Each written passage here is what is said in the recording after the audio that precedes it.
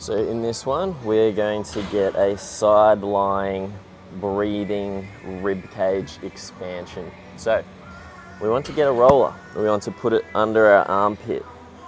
It's going to favor this side of the armpit rather than higher. But you do want it to be at as high as you can so it can sort of bend us out. So once that's in a good spot, you can also find something to just rest your head on.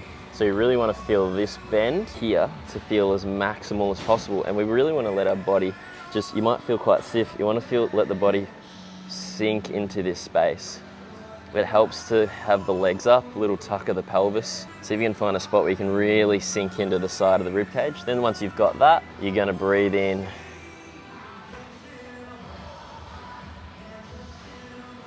And then exhale.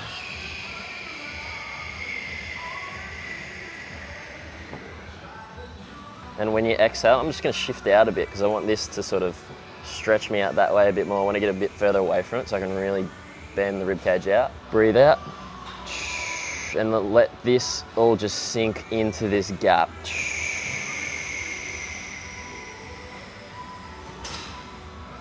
We're going to do this 8 times and then swap to the other side.